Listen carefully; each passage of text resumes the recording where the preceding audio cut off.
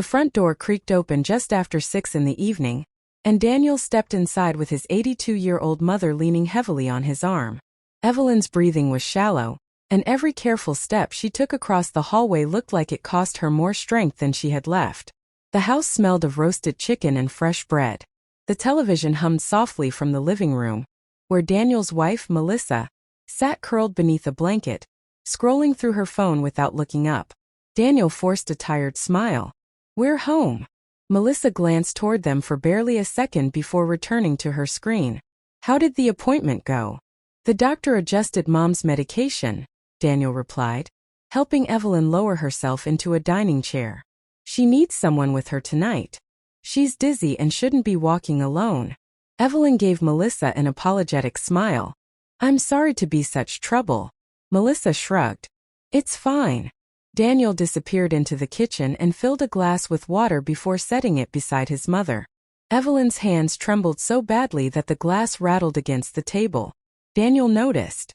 "I still have to pick up the prescription before the pharmacy closes." He looked toward the living room.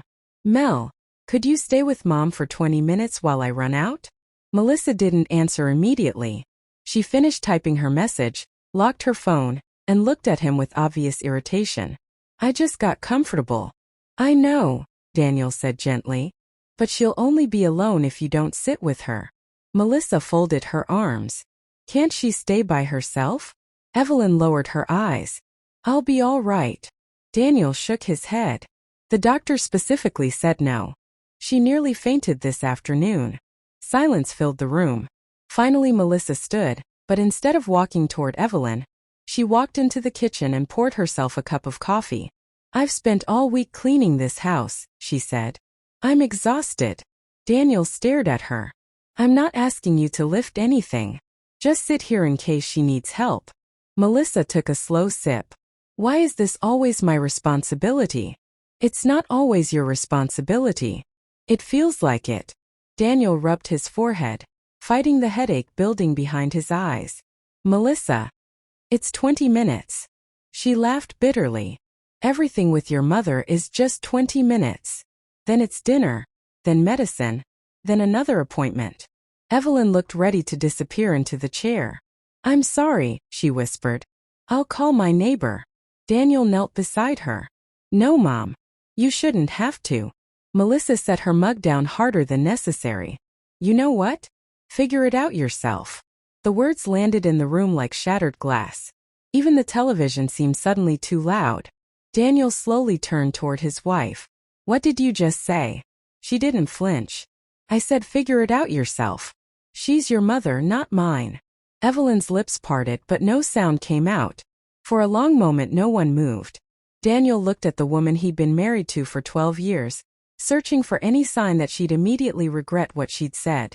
There was none. Only annoyance. Only impatience. Only the unmistakable message that his elderly mother had become an inconvenience she no longer wished to tolerate. Daniel swallowed hard. Without another word, he picked up his phone and canceled the pharmacy pickup.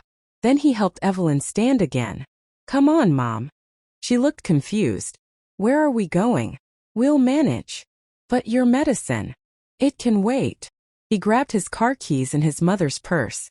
Melissa watched them from the kitchen doorway. "So now you're trying to make me feel guilty?" Daniel paused with his hand on the doorknob. "No." His voice was calm, almost frighteningly calm. "I'm accepting your answer." He opened the door. Outside, the evening air had turned cool, carrying the scent of approaching rain. Daniel carefully settled Evelyn into the passenger seat before climbing behind the wheel. As they drove away, neither of them spoke for several minutes. Streetlights flickered on one by one, casting long shadows across the windshield. Finally Evelyn cleared her throat. "I never wanted to come between you two." Daniel kept his eyes on the road. "You didn't. I know taking care of me isn't easy." He smiled sadly. "You spent decades taking care of me without keeping score." She reached across the console and squeezed his hand. "I've had a good life, Danny." His throat tightened. "I'm not done making sure it's a good one." He pulled into the pharmacy drive-thru just as the last rays of sunlight disappeared behind the buildings. While waiting for the prescription, he glanced at his mother. She had fallen asleep, her head resting against the window, her face softened by exhaustion.